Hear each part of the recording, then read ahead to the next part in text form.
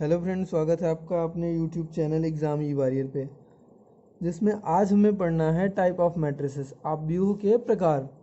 पिछली वीडियोस में आपने सीखा था कि किसी भी आव्यूह का क्रम कैसे निकालना है, उसका जनरल रिप्रेजेंटेशन कैसे है, उसका जो निर्धारण होता है वो कैसे होता है। आज हमें पढ़ना है कि किसी आव्यूह में कोई आव्यूह उसके क्या क्या प्रकार हो सकते हैं। तो शुरू करते हैं। तो जो आव्यूह के प्रकार हैं उसको आप दो भागों में बांट सकते हैं। एक में होगा कि आप आव्यूह के क्रम के हिसाब से उन्हें अलग अलग बांट सकते हैं, और दूसरे में होगा कि आप आव्यूह को उसके एलिमेंट्स के मतलब उसके अवयवों के हिसाब से बांट सकते हैं। तो जो पहला है, एक क्या है आपका, बेस्ड ऑन एलिमेंट्स।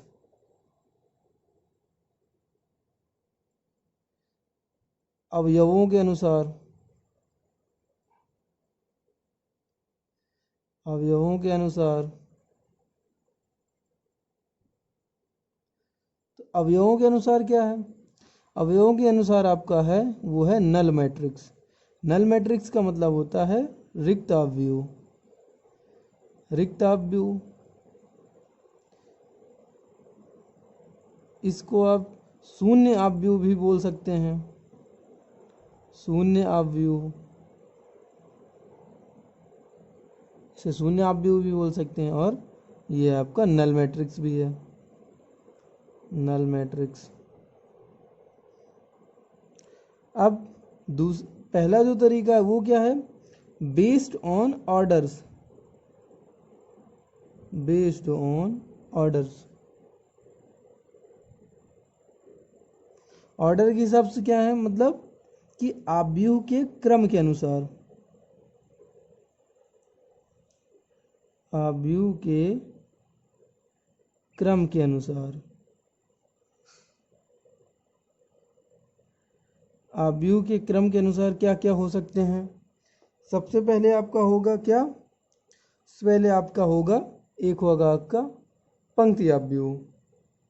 क्या हुआ आपका पहला, एक आपका हुआ पंक्ति आव्यूह।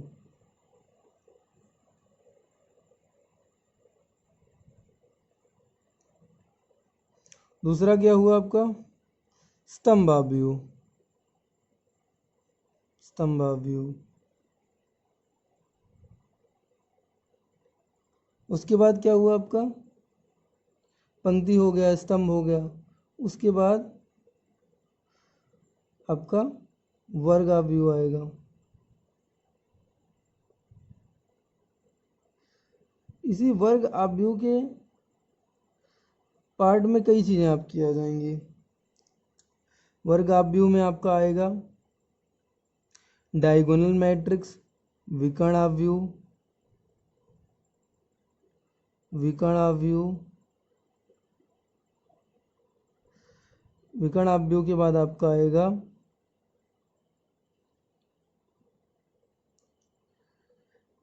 स्केलर मैट्रिक्स, अदिश आव्यूह।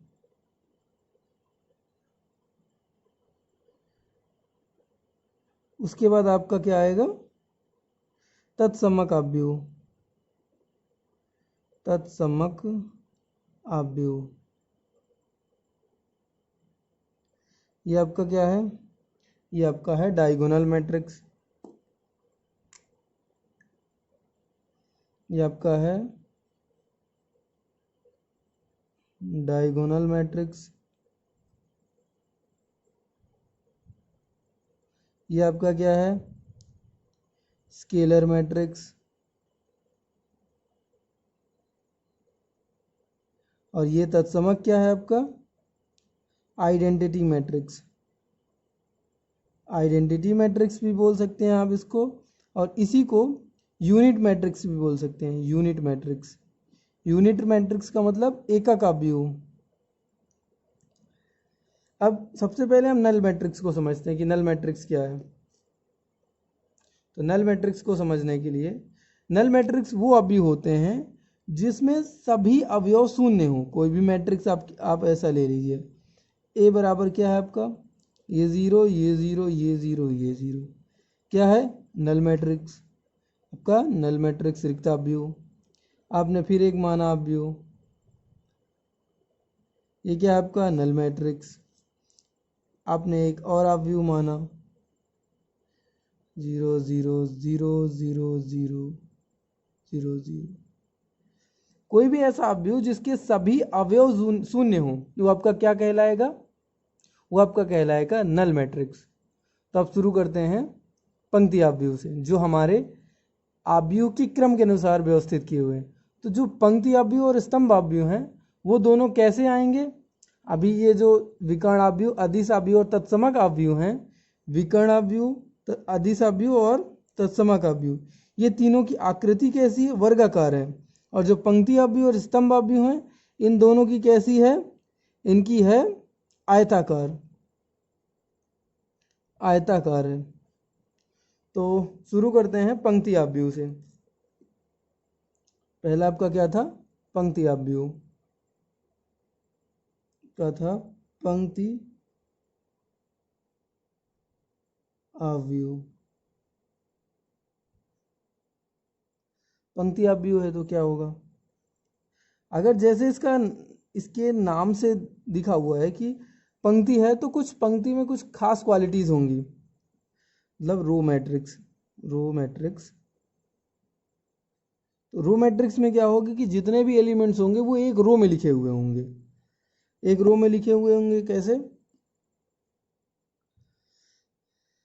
आपने ऐसे एलिमेंट्स मान लिए A B C D E F, ये सभी एक पंक्ति में लिखे हुए हैं, मतलब यहाँ पे एक पंक्ति है। और स्तंभ कितने हैं, स्तंभ कितने भी हो सकते हैं, एक भी हो सकता है, दो भी हो सकता है, तीन भी हो सकते हैं, चार या इससे अधिक भी हो सकते हैं। बस क्या है कि इसमें जो आपकी पंक्ति होगी वो फिक्स होगी, वो हमेशा 1 होगी पंक्ति अवयव। मतलब कोई भी अवयव ऐसा दिया हुआ है जिसमें पंक्ति की वैल्यू 1 है तो आप क्या होगा, तब आप वहाँ पे ये बोलोगे कि ये अवयव कैसा है, ये एक पंक्ति अवयव है। तो इसका जो क्रम होगा वो क्या होगा, क्रम आप लिखते हो m गुणे n।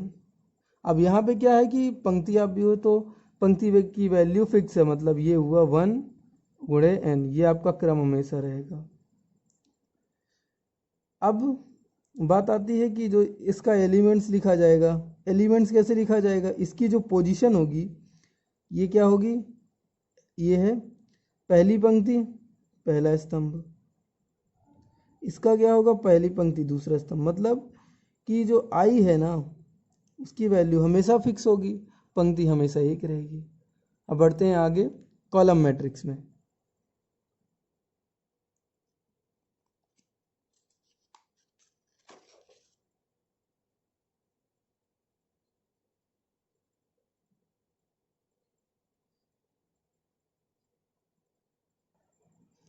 अब बात करते हैं स्तंभाव्यूह की। तो स्तंभाव्यूह में क्या होता है का स्तंभाव्यूह, स्तंभ अव्यूह, स्तंभाव्यूह में क्या होगा, स्तंभाव्यूह क्या होता है कि कोई भी ऐसा अवयव जिसमें आप सभी अवयवों को एक ही स्तंभ में लिखेंगे। तो एक ही स्तंभ में कैसे लिखना है कि जैसे आपका आपने a बराबर माना कोई, आपने a बराबर कोई माना एक मैट्रिक्स जो कैसे लिखा हुआ है 1 2 3 4, इसमें स्तंभ कितना है, स्तंभ आपका है, स्तंभ आपका एक है। और पंक्तियाँ कितनी हैं, पंक्ति आपकी कौन सी है, एक ये है, दूसरी ये है, तीसरी ये है, चार ये, मतलब पंक्तियाँ कितनी भी हो सकती हैं, पंक्ति बराबर 4 है। मतलब यहाँ पे जब स्तंभ आप भी होगा तो क्या होगा, वहाँ पे स्तंभ फिक्स होगा, स्तंभ जो है वो क्या होगा फिक्स होगा। मतलब जहाँ पे भी आपको एक स्तंभ दिख जाए वो क्या कहलाएगा आपका स्तंभाव्यूह। और स्तंभाव्यूह क्या है, एक इसकी आकृति कैसी है आप देखिए 1:4 है। तो ये कैसा है, ये आपका आयताकार है, आयताकार। अब आगे बढ़ते हैं, अब हम पढ़ते हैं स्क्वायर मैट्रिक्स वर्गाव्यूह। अब पढ़ते हैं हम वर्गाव्यूह। तो वर्गाव्यूह में क्या होता है, जब आप वर्गाव्यूह की बात करेंगे स्क्वायर मैट्रिक्स स्क्वायर मैट्रिक्स में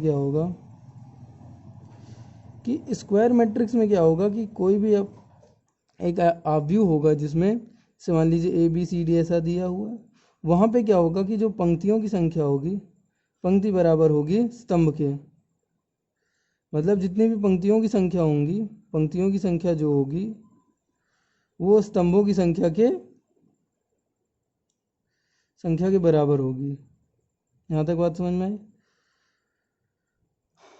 और अगर वर्ग आव्यूह मतलब आप कैसे चेक करोगे कि कोई भी आव्यूह है जो वर्ग आव्यूह है या नहीं, तो सबसे पहले ये तो उसका ऑर्डर चेक कर लीजिए कि ऑर्डर उसका क्या बन रहा है। इसमें भी कितनी पंक्तियां हैं, 2, स्तंभ कितने हैं, 2। अगर पंक्ति और स्तंभ बराबर हैं तो वो आपका कहलाएगा वर्ग आव्यूह। दूसरी तरफ अगर आप नंबर ऑफ एलिमेंट्स मतलब अवयवों की संख्या के अनुसार अगर आप ये चेक करना चाहते हो कि कौन वर्ग आव्यूह हैं, तो उसको कैसे देख लीजिए। मान लीजिए 1 है, आपके पास अवयवों की संख्या क्या है, एक अवयव आपके पास है, तो एक अवयव आप लिखिए। इसका क्रम क्या होगा, 1 गुण 1, एक पंक्ति एक स्तंभ है। अगर एक पंक्ति और एक स्तंभ है तो इसमें क्या है, पंक्ति और स्तंभ दोनों बराबर हैं, मतलब ये क्या है, वर्ग आव्यूह होगा, वर्ग आव्यूह होगा। अब अगर हमें कोई भी संख्या ले लीजिए, मान लीजिए 1, 4, 9, 16, 25, 36, इन संख्याओं में कुछ ऐसा है जो सब में कॉमन है। इन सभी संख्याओं का अगर आप वर्गमूल निकालते हैं तो वर्गमूल क्या आता है, एक नेचुरल संख्या आएगा। 1 का वर्गमूल 1 और 4 का 2, इसका 3, इसका 4 और इसका 5, इसका 6। अब यहाँ पे क्या था कि जो पंक्तियों की संख्या और स्तंभों की संख्या बराबर है तो पंक्तियों को क्या लिखा जाता है, m, और स्तंभों को लिखा जाता है n। अगर m और n बराबर हैं तो आप क्रम जो उसका ऑर्डर होता है, क्रम होता है आपका m गुणे n। इसको आप क्या लिख सकते हैं, m की जगह पे n रिप्लेस कर सकते हैं, m को m के साथ गुणा कर सकते हैं और n को n के साथ।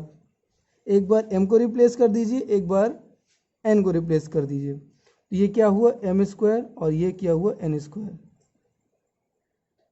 मतलब अगर आपको नंबर ऑफ एलिमेंट्स दिए हुए हैं तो नंबर ऑफ एलिमेंट्स क्या होंगे, ये m² की वैल्यू, m² ही तो है नंबर ऑफ एलिमेंट्स, या n² ही तो है इसमें नंबर ऑफ एलिमेंट्स। तो यहाँ से आप ये निकाल सकते हैं कि पंक्ति कितनी है और स्तंभ कितने हैं। यहाँ तक बात समझ में आई।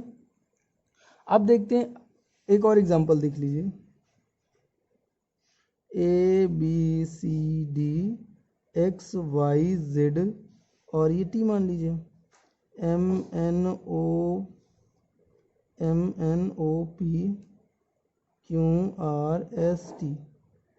यहाँ पे कितनी है, 4 पंक्तियाँ हैं और स्तंभ क्या है, 1, 2, 3 और 4। तो इसका क्रम क्या हुआ, 4 गुणे 4। पंक्ति जो है वो स्तंभ के बराबर है, ये पंक्ति और स्तंभ दोनों बराबर हैं, तो क्या होगा कि ये एक वर्ग आव्यूह है। अब अगर इसके नंबर ऑफ एलिमेंट्स दिए होते, ये 16 नंबर ऑफ एलिमेंट्स, इसको आप स्क्वायर रूट निकालिए। स्क्वायर रूट क्या आएगा इसका, 4। स्क्वायर रूट जब आप निकालोगे तो जो भी आपका संख्या आएगी, अगर ये 4 आ रही है तो 4 पंक्ति भी होगी और 4 ही स्तंभ होंगे। तब आगे बढ़ते हैं, वर्ग आव्यूह के बाद हम पढ़ते हैं, वर्ग आव्यूह के बाद आप पढ़ते हैं हम अदिश आव्यूह। नहीं, वर्ग आव्यूह से के बाद अदिश से पहले आप डायगोनल मैट्रिक्स पढ़ लीजिए, विकर्ण आव्यूह। विकर्ण आव्यूह,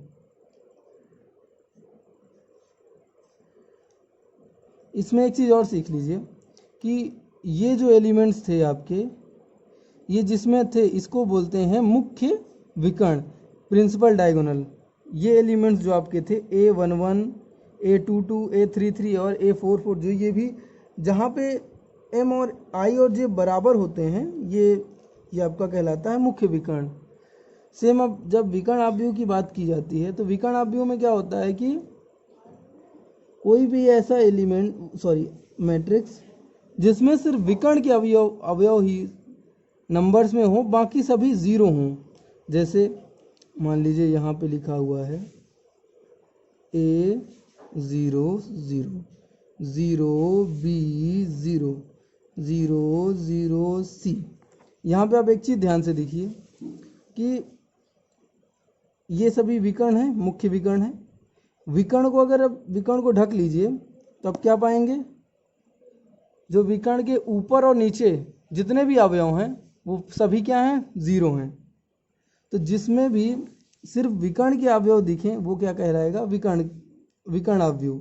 और चाहे विकर्ण अवयव क्या है, विकर्ण अवयव भी एक वर्ग अवयव है, विकर्ण अवयव भी एक वर्ग अवयव है। इसका क्रम क्या होगा, इसका क्रम क्या है, 3 क्रॉस 3।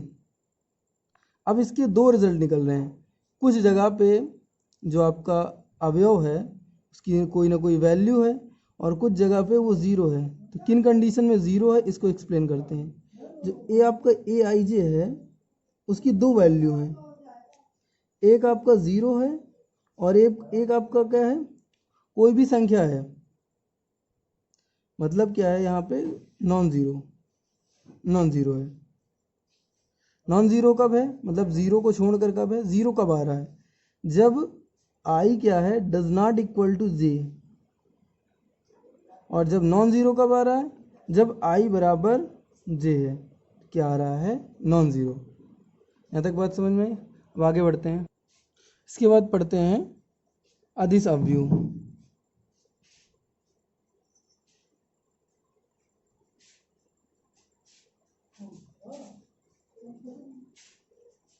अभी तक डायगोनल मैट्रिक्स विकर्ण अवयव में क्या था कि उसमें जो डायगोनल के एलिमेंट्स होंगे वो नॉन ज़ीरो होंगे।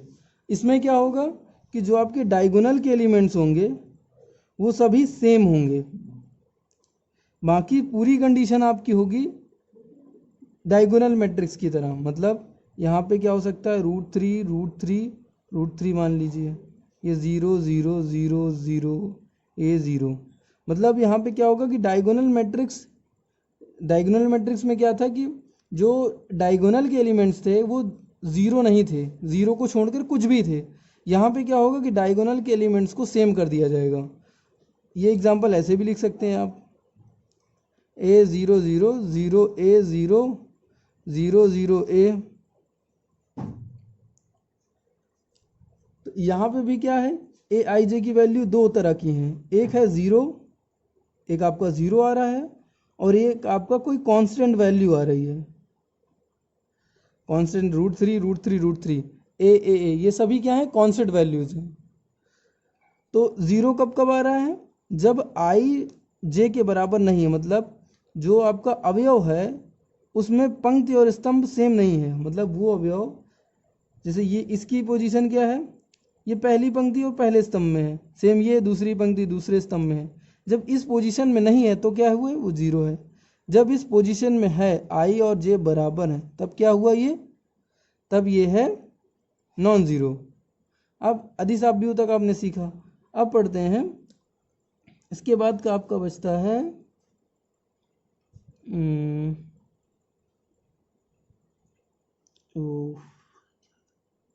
तत्समक अवयव। इसके बाद आपका ये हुआ आइडेंटिटी मैट्रिक्स। आइडेंटिटी